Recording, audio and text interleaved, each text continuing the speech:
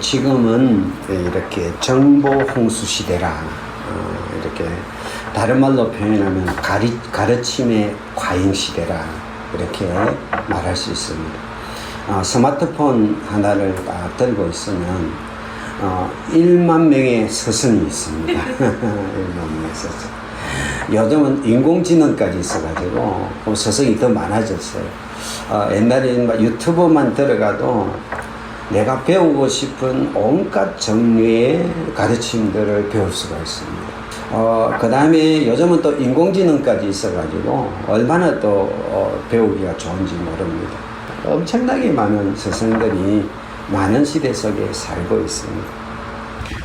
그러나 그럼에도 불구하고 나를 위해서 울어주는 사람, 그러니까 내가 정말로 힘들고 어려울 때 이 세상 속에는 수많은 가르침들이 막 엄청나게 쏟아지지만은 내가 실패하고 내가 무너지고 내가 낙담하여 주저앉을 때 나를 위해서 울어주는 사람은 별로 없어요.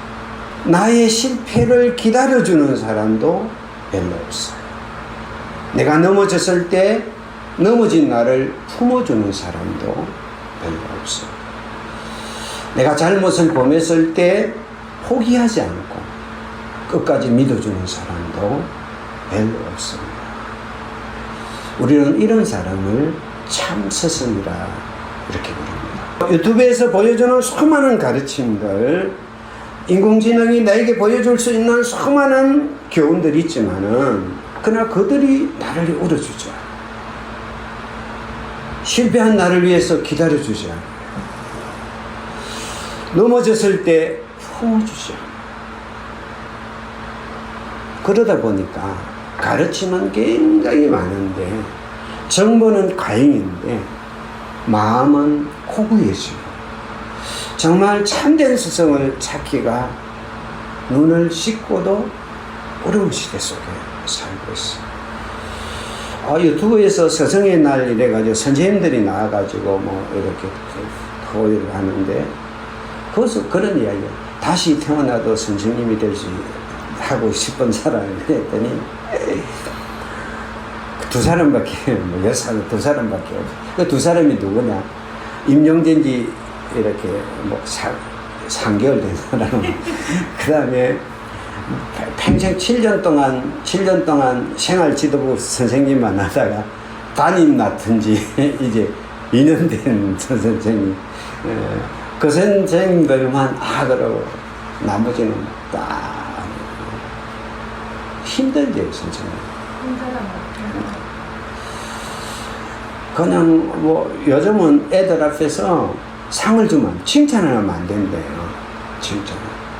칭찬을 하면 왜 우리 애한테 상대적인 박탈감을 잡느냐고 그러면서 바로 저는 민원이 들어온대요. 정서적 학대를 했다. 그래서 상을 꼭 줘야 되면 숨어서 준대요. 공개적으로 해주면 안 된대요. 없애버려요. 상벌제도 자체를 없애버려요. 문교부에서 없애버려요. 그러니까 선생님들이면 너무 힘들다는 거예요. 애들도 말도 안 듣고 그 선생님이 뭐 자기한테 못할 걸 딱 아니까 말도 안 듣고 그러니까 선생님들 스스로도 쉽게 이야기하면 가르치는 기술을 전개하는 사람이 되지 스승이 될 수 없는 상수입니다. 오늘 그런 상황에서 우리에게 주는 굉장히 중요한 의미를 갖고 있는 말씀이에요. 먼저 오늘 말씀은 고린도전서 말씀인데요. 고린도 교회가 갖고 있는 특징이 하나 있습니다. 고린도 교회는 신흥도시예요. 원래 고린도라는 도시가 오랫동안 있었는데 완전 로마에서 완전히 파괴가 다 됐다가 새로 건설한 신도시예요. 신도시. 그러다 보니까 이 고린도라는 도시에는 오래된 기록이 없어요. 그리고 이 고린도라는 도시가 이 무역이 아주 중심지이기 때문에 막 상업 도시가 돼갖고 돈이 엄청나게 많은 도시예요. 그러다 보니까 부자들, 능력 있는 사람이 큰 소리. 이게 제가 이 배경을 가면서 고린도 도시를 보니까 꼭 우리나라 같아. 아, 반박이에요, 반박이. 그러니까 여기는 성공한 사람. 한마디로 말하면 그게 돈이든 뭐든 상관없어요. 성공한 사람이 최고예요. 그리고 이 고린도 도시에는 2년마다 우리나라의 올림픽 비슷한 이스티마 경기라는 게 열리는데 2년마다 열려요. 그러니까 이게 막 경기가 열리면 축제예요. 그러다 보니까 그 경쟁이 있고 경쟁에서 이기는 승리자에 대한 부분이 굉장히 강한 도시예요. 그래서 돈 많은 사람, 성공한 사람, 경쟁에서 이긴 사람이 최고의 도시였죠. 거기다가 그 문화의 두 번째 특징이 있는데, 거기는 말 잘하는 사람이 최고의 말 잘해서, 그 연설가, 웅변가라는 사람들, 웅변가, 철학가들이 있어가지고, 이 사람들이요, 강좌 같은 데 가서 연설을 쫙 하잖아요. 그러면 사람들이, 이래고 빠져가지고, 나는 저 사람 제자 될래 해가지고, 막 이렇게 떠나다니는 거예요. 그래가지고, 나는 누구 제자야, 난 누구 제자야, 이게 그 사람들의 큰 소리예요.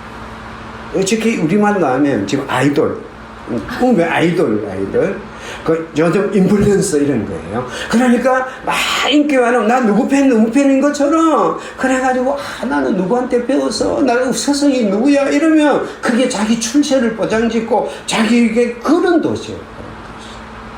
그러다 보니까 요 문화가 교회 안으로 들어왔어. 들어오다 보니까 어떤 현상이 일어나느냐면, 야, 난 누가 설교를 따르는데, 난 아볼로가 설교 잘하는데, 나 아볼로가 마음에 들어. 아니야, 게바가 잘하던데, 내 게바가 마음에 들어. 아니야, 난 바울이. 이래가지고, 교회 안에, 쉽게 말하면 설교를 잘한다고 자기가 생각할 때, 나는 저 사람이 설교하면 은혜가 돼. 이렇게 해가지고, 그 사람들이 줄을 서는 문화가 있어. 그러다 보니까 이 바울이 자기가 고백을 해요. 나는 글을 가지고 잘 쓰는데 말은 잘 못해. 그 사람들이 말하게 막 글을 받을 때는 이 사람 대단한 사람 같이 했는데 와서 직접 설교를 들어보니까 이래 되는 거예요. 이게. 그러다 보니까 이 고린도 교회에서 바울의 인기가 없어져 버린 거예요. 그리고 이 사람들이 신앙생활 할 때, 이게 쉽게 말하면 교회를 자기 감정을 소비하는 장소예요. 이게 자기의 은혜 받는, 우리 요즘 그런 사람이 있잖아요. 교회 쇼핑 다니는 사람이 있잖아요. 교회 쇼핑 다니는 사람이 있거든요. 오늘은 이 교회, 저는 교회, 이렇게 해가지고 쇼핑 다니는 사람이 있어요. 그냥 그러다가 요즘은 막 유튜브가 생겨나니까 이제 쇼핑 다닐 필요도 없이, 그래가 유튜브를 가지고 설교 쇼핑 다니는 사람들이 있거든요. 그래가, 난 저 사람, 이번에 누구 설교 한번 들어볼까? 콕! 설교 잘하네, 언니들은. 이번에 누구 설교 한번 들어볼까? 콕! 이런 문화가 꼭 말 잘하는 사람, 막 이런 해가지고, 막 내게 막 은혜가 되고, 뭐 이런 어떤 파장과 이런 은혜가 막 꼭 우리 한국교회 같아. 문화도 꼭 우리 한국 문화 같고, 교회도 꼭 한국 교회 지금 우리 현실 같아. 그러니까 이런 의대에서 오늘 15절의 말씀을 좀 같이 읽겠습니다. 시작. 그리스도 안에서 1만 스승이 있으되 아버지는 많지 아니하니 그리스도 예수 안에서 내가 복음으로써 너희를 낳았습니다. 그렇죠. 이 1장부터 4장까지, 4장 올 때까지 그 고린도 안에 있는 여러 가지 문제를 가지고 바울이 막 시원하게 꾸짖어요. 너희 파장을 짓는 게 뭐냐? 꾸짖어 놓고, 그리고 난 후에 15절에 이 말씀을, 그리스도 안에서 1만 스승이 그러나 아버지는 많지 않다. 그리스도에서 내가 복음으로써 너희를 낳았다. 그 1만 스승이라는 말은 파이다고고스라는 말인데요. 이거는 이제 가정교사, 훈육자라는 뜻이에요. 그 당시에는 그 로마 시대잖아. 로마 시대는 이렇게 아이가 이제 아주 유치해서 이제 학교를 가야 될 나이가 되면 노예 중에서 좀 똑똑하고 좀 잘 배운 사람을 그 아이의 훈육자로 세워요. 훈육자. 그래가지고 그 아이가 쉽게 말하면 집에서 학교 갈 때까지 어디 땡땡이 안 치는지 이래가지고 그걸 하고, 또 학교 가서도 옆에 지켜보면서 애가 선생님 말을 잘 듣는지 안 듣는지 보고 막 그래가지고 또 안 하면 매도 들 수 있어요. 근데 이건 주로 누가 이야기하냐면 이제 노예에서 막 해방된 사람들, 이런 사람들이 고의를 맡아요. 언제까지 하냐면 애가 성인이 돼가지고 자립할 때까지 붙어 있는 사람을 요 셋을 파이다 고고서라고, 파이다 고고서. 그러니까 오늘로 이야기하면 학원 버스 기사 겸 생활 지도부 교사가 합쳐진 역할이라고 생각합니다.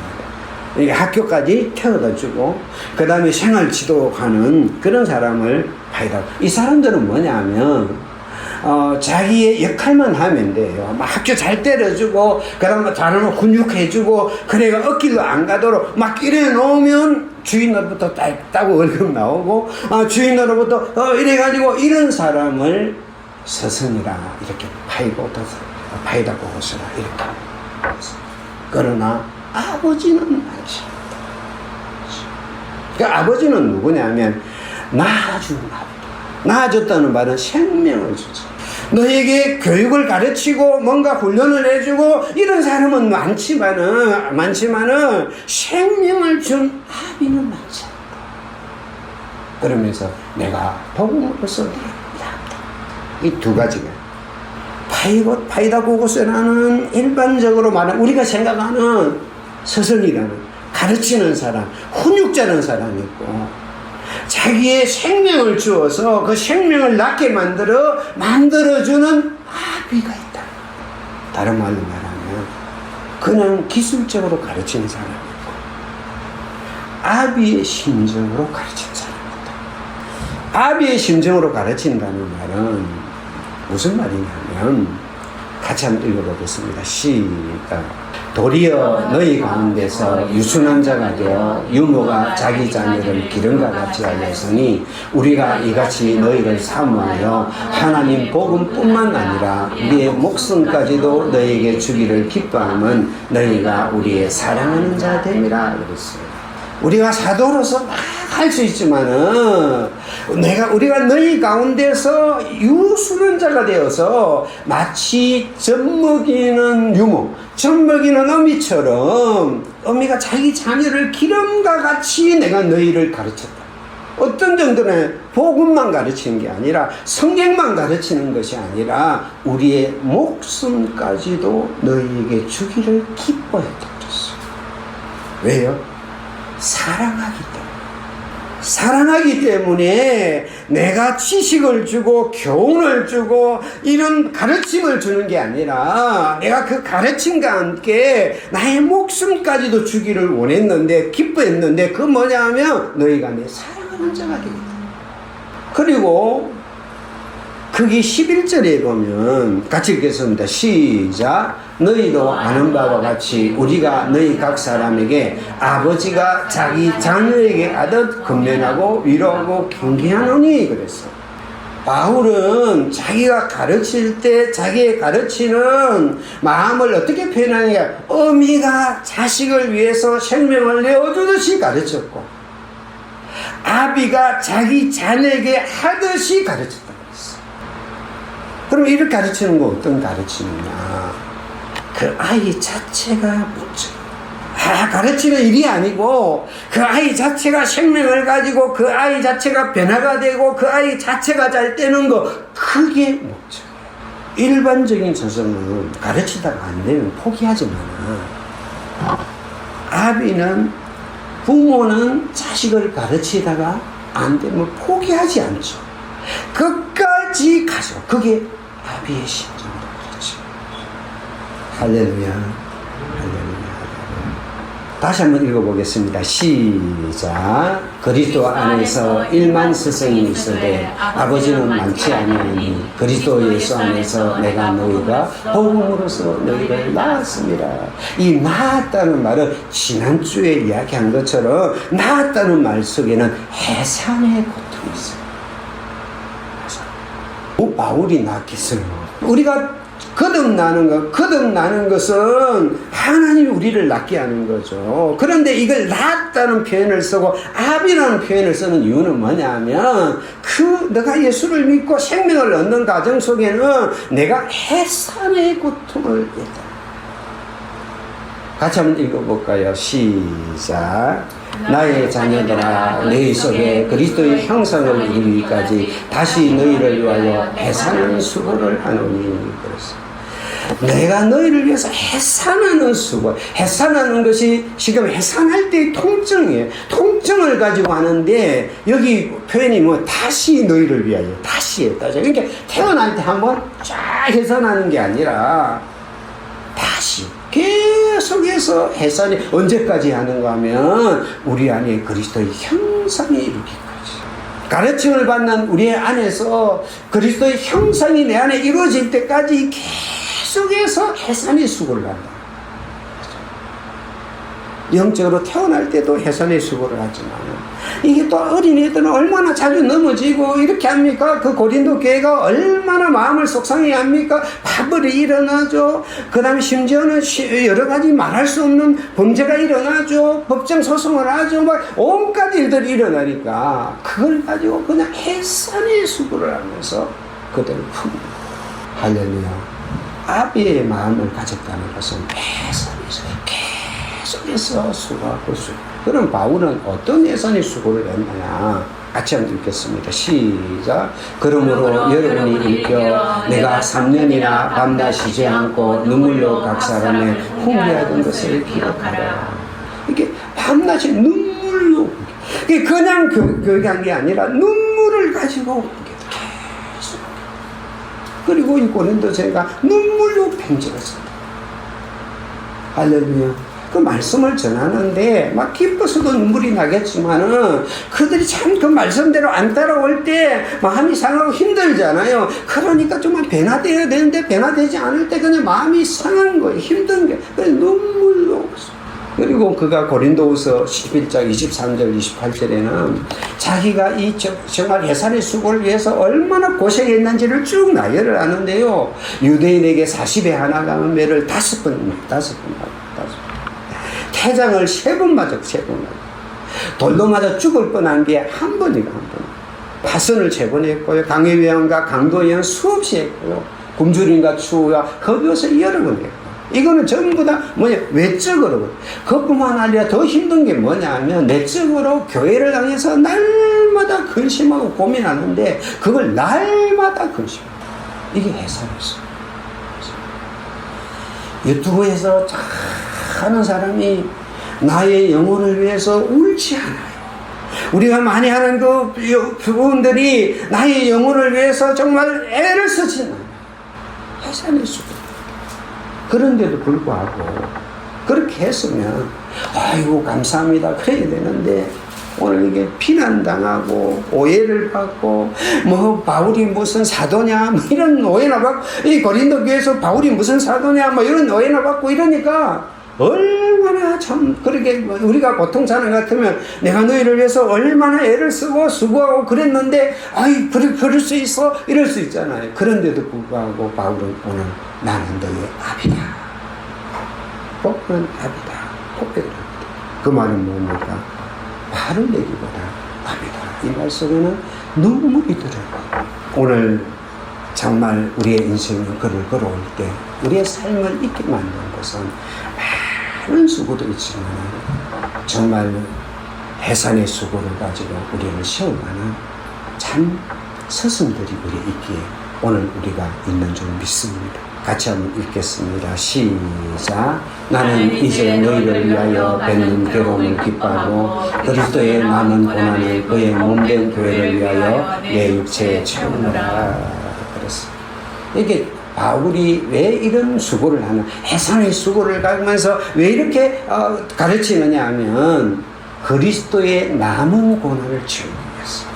다시 말해서 예수님이 우리를 위해서 해산의 수고를 했는데 그 해산의 수고를 바울이 그대로 감당하기 위해서 그 수고를 통해서 이 고린도 교회를 가르쳤다는 거예요. 그렇죠.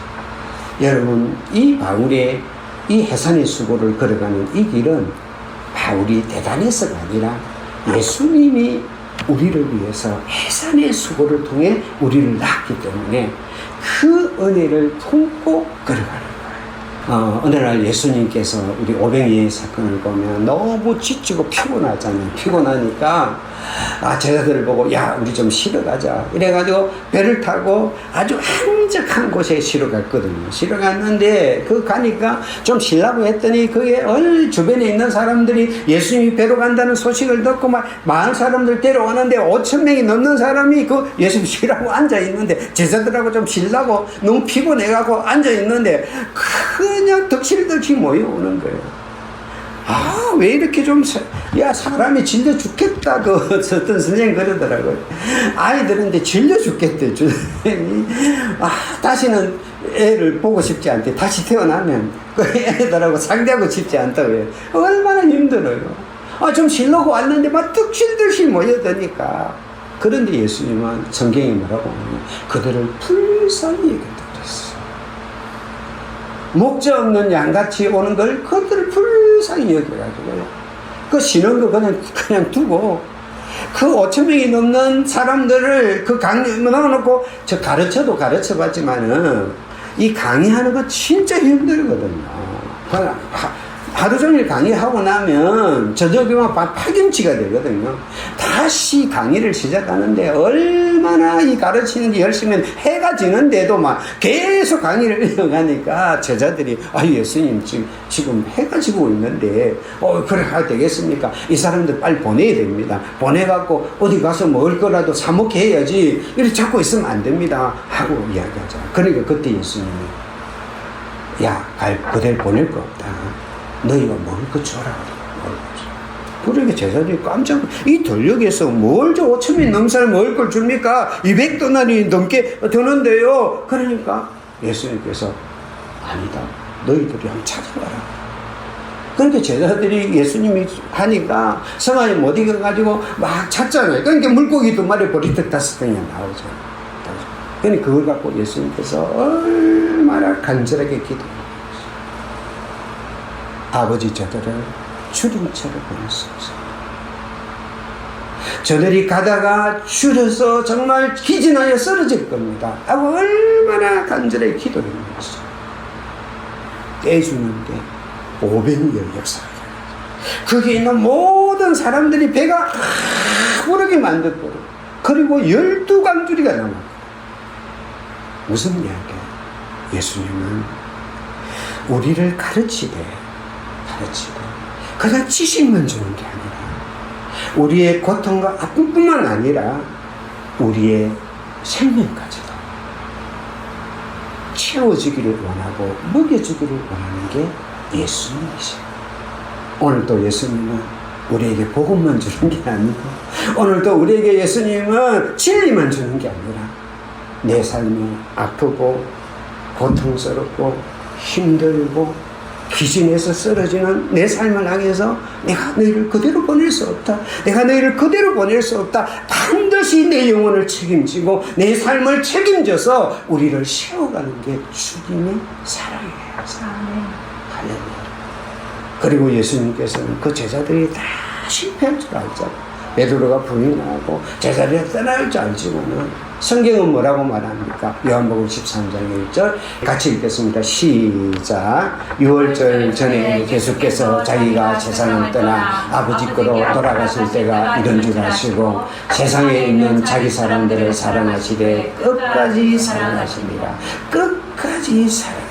이 제자들이 지금 어떤 상태인 줄 알고 지금 앞으로 어떻게 넘어질 줄 알고 어떻게 실패할 줄 알지만은 예수님은 끝까지 그들을 사랑했어요. 그래서 어떻게 했습니까?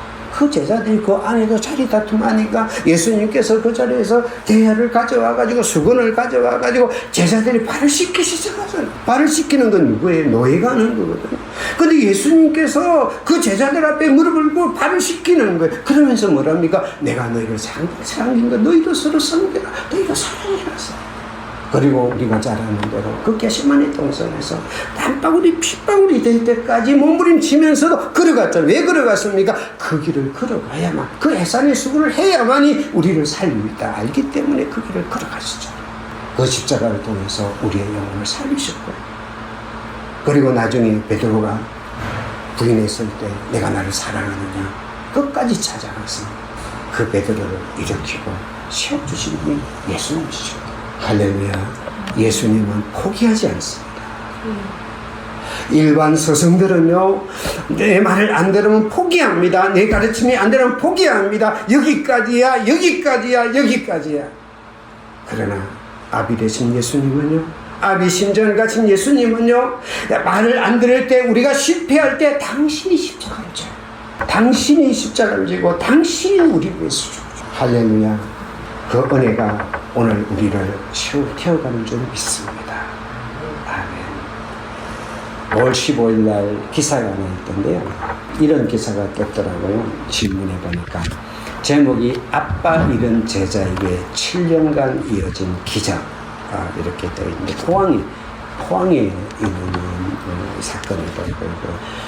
이게 뭐냐, 어떤 이야기냐 하면, 스승의 날을 앞두고 이 아버지를 여인 제자를 위해서 7년째 조용하게 후원을 한 초등학교 선생님의 사연이 알려져서 잔잔한 감동을 주고 있다. 이렇게 시작을 해요.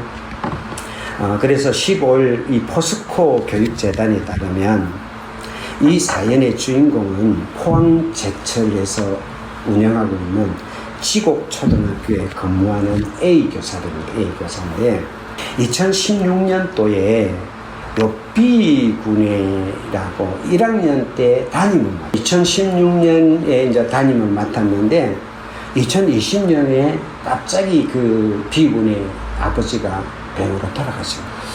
이 엄마가 그 당시 50대 중반이었는데 고혈압, 당뇨 막 이런 게 있다 보니까 갑자기 이제 이 뭡니까 가정을 책임져야 되는 거예요. 전업주부에서 식당 서빙도 하고 환경미화원의 기관을 하고 막 이렇게 하다 보니까 막 당뇨고 고혈압이 힘든 데다가 갑자기 이러니까 너무 힘이 드니까 그 1학년 때 담임이었던 선생님을 찾아가가지고 너무나 답답하고 막막하니까 아마 하소연을 한 거예요. 자기 담임도 아니에요. 1학년 담임 선생님인데 하소연을 하니까 그 어머니 이야기를 조용히 듣던 그 선생님이 이렇게 이야기를 한 거예요. 아이에게 밥 한 끼, 빵 한 조각이고 사주고 싶습니다. 그래도 제가 돈을 버니까 아이가 고등학교 졸업할 때까지는 내가 작은 힘이 되어주고 싶습니다. 이렇게 이야기를 하고 어머니가 그 말리는데도 불구하고 매달 15만 원씩 아이에게 후원을 했는데 조건이 하나 있는 거예요. 조건이 뭐냐면 그 아이한테도 알리지 말고 그 누구한테도 이 돈을 받는 걸 비밀로 해달라 하는 조건을 하나 걸고 매달 15만 원씩 하는 거예요. 네, 빵이나 밥이나 함께 해주세요. 그걸 7년 동안 그러니까 그 엄마가 그 약속을 굳게 7년 동안 지켰어요. 올해까지 지킨 거예요. 지켰는데 올해 3월 달에 안정적인 일자리를 얻게 됩니다. 일자리를 얻게 되니까 그러면서 이게 너무 고마워서 이제 편지를 그 포스코 재단에다가 편지를 보낸 거예요. 이 사연을. 그 편지를 통해 이런 이야기를 했어요. 밤마다 천장을 보며 선생님에 대한 고마움으로 눈물을 적셨습니다. 일가 친척도 못해주는 일을 해주셨습니다. 대나무 숲에 가서라도 선생님의 제자 사랑을 외치고 싶었습니다. 라면서 편지를 보낸 거예요.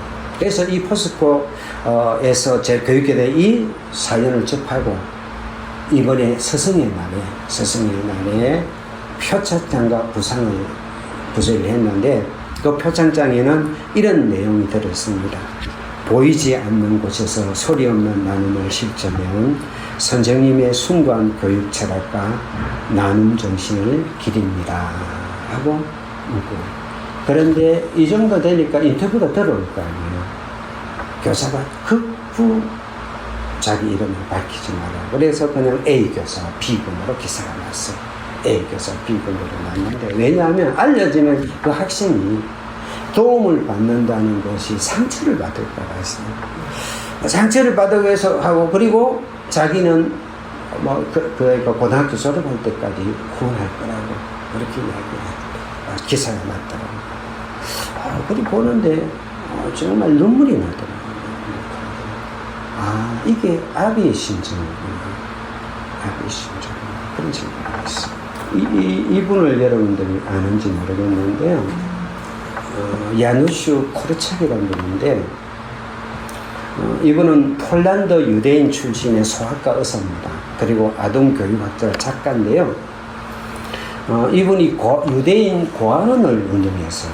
2차 대전 당시에 고아원을 운영했는데, 이 고아원을 운영할 때 어린이 자치고이라는 이런 부분을 했어요. 그 안에 고아원에, 그게 아이들끼리 자기들끼리 규칙을 정해가지고, 그 선생님들은 참여만 하고, 그 자기들끼리 재판하고, 막 이렇게 상하고, 요 어린이 자치공화국이라는 걸 해가지고 했어요. 그러면서 이분은 아동은 소유물이 아니라 완전한 인격체다 하는 갖고 아동 인권에 아주 했는데, 이분이 전 대표적인 저서가 있어요. 아이를 어떻게 사랑할 것인가 하는 저서가 있고요. 또 동화가 꼬마 마테우시 왕이라는 동화가 있습니다. 이분이 유명한 이유는 뭐냐면, 제2차 세계대전 당시에 폴란드에서 이 고안을 했는데, 1942년도에 나치에서 그 고아원에 있는 200명의 아이를 트레블랑카 강제수용소 가스실로 이송하라는 명령이 떨어져요. 1942년 8월 달에 명령이 떨어져요. 그 나치도 그래도 체면이 있는 거야. 야누슈 코르차키 하도 세계적으로 유명하니까.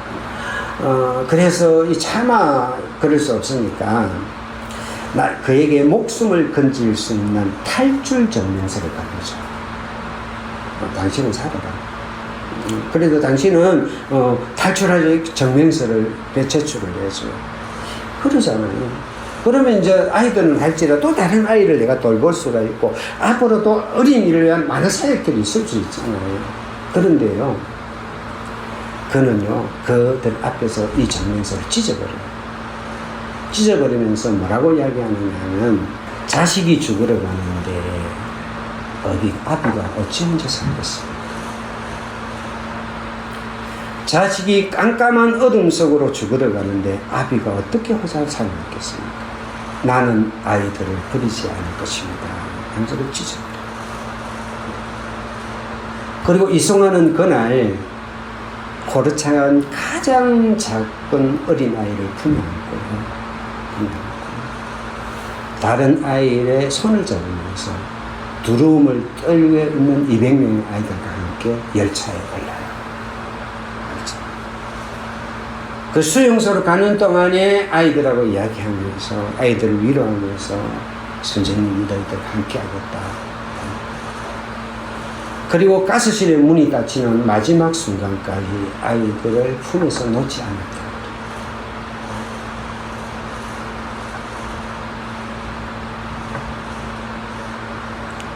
이게 역사서에 기록이 되어 있는데요. 그냥 아이를 가르치는 분이 아니고, 아이를 사랑하고, 아이와 생명을 함께 나누는 아비의 심장을 가지고, 그 자리에서는 사랑. 여러분을 여기까지 오게 한 영적인 아버지의 어머니가 있지 않습니까? 새벽마다 이름을 불러 기도해 준 분이 있을 것이고, 나를 포기하지 않고 붙잡아준 선생님이 있을 것이고, 방황할 때 기다려준 부모님이 계실 것이고, 눈물로 건면하던 사람들이 있어요. 그 사랑 때문에 오늘 우리가 여기까지 와지 않습니다. 오늘 여러분 감사하시기 바랍니다. 그들의 수고는 단순한 노동이 아니라 영혼을 낳는 애성이 되었어요. 그리고 여러분들이 선생님입니까? 여러분이 부모입니까? 누군가를 가르쳐야 됩니까? 그럼 포기하지 마십시오. 선생은 포기해도 아비의 심정을 가진 부모는 포기하지 않습니다. 예수님도 기다리셨고요. 바울도 울면서 끝까지 갔습니다. 상처를 받아도 다시 품으십시오. 지금 지쳐도 다시 기도를 시작하십시오. 열매가 늦어도 사랑을 멈추지 마십시오. 하나님은 능력 있는 관리자보다는 아비의 마음을 가진 사람을 찾고 있습니다. 할렐루야. 같이 읽겠습니다. 시작. 형제들아, 우리가 너희에게 권하니 너희 가운데서 수고하고 주 안에서 너희를 다스리며 권하는 자들은 너희가 알고 그들의 역사로 말미암아 사랑 안에서 가장 귀히 여기며 너희들이 화목하라. 그러므로 우리는요, 우리가 지난주에 우리 부모가 해산의 고통을 통해서 우리를 낳고 그 사랑으로 나에게 수고한 그 은혜 때문에 우리가 그들을 귀히 여기는 것처럼 우리는 우리에게 있는 스승들을 우리는 귀히 여겨야 될 줄 믿습니다. 할렐루야. 바울이 이 말을 하는 것은 내가 가르치는 그 복음이, 그 진리가 그대로 전달되기 위해서는 너희는 나를 귀하게 여겨야 된다. 이 말씀을 오늘 본문을 통해 하는 거예요. 그것은 자기를 드러내기 위해서가 아니고 자기가 하나 대단해요 이게 아니라 선생의 일을 잘하기 위해서, 내가 가르치는 그 진리를 잘 전하기 위해서 이 곡을 했습니다. 그래서 우리는 우리를 위해서 알려는 그 사람들 존중하고 귀히 여길 수 있는 은혜가 있기를 축복합니다. 저는 이 말씀을 준비하면서 이 세상에 있는 모든 담임 목회자들은 존경받아야 된다고 생각합니다. 왜냐하면 생명의 꼴을 그냥 먹이는 게 아니라 그 말씀 하나를 위해서 수고하고 정말 나에게 맡긴 그 양들을 위해서 눈물로 기도하고 그들을 아파할 때 애타하면서 사랑하는 그 수고의 헌신을 통해서 우리의 영혼들이 세워지고 자라고 키워지기 때문에 우리는 그렇게 해야 된다고 생각합니다. 할렐루야. 유튜브에 있는 어떤 훌륭한 설교자보다 내가 지금 출석하고 있는 그 교회의 참 목사님의 부분들이 참 서투르게 보여도 거기에는 눈물이 있고 사랑이 있고 수고와 헌신이 있기 때문에 그것을 귀히 여기고 존중해야 된다고 생각합니다. 할렐루야. 저는 부족한 목회자입니다. 예수님을 따라갈 수 없습니다. 사도의 희생과 헌신을 따라갈 수 없습니다. 하지만 저는 여러분을 위해서 기도합니다. 땀 흘리는 수고로 말씀을 준비하고 있고요.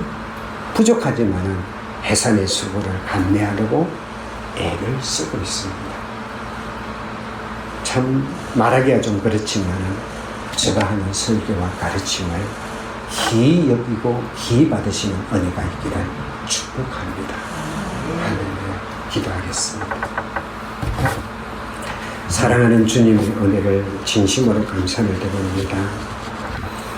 스승의 주일을 맞이해서 세상에 1만 스승이 있지만은 정말 내 생명을 낳고 내 생명을 위해서 애산의 수고를 하는 아비는 많지 않다고 말하고 있습니다. 주님, 우리가 아비의 심정을 가지고 가르치는 자가 될 수 있게 도와주시고 아비의 심정을 가지고 우리를 가르치는 귀한 스승들을 귀히 여기고 존중하고 그 가르침을 귀하게 받아서 걸어갈 수 있는 은혜가 있게 하옵소서. 예수님 이름으로 기도드립니다.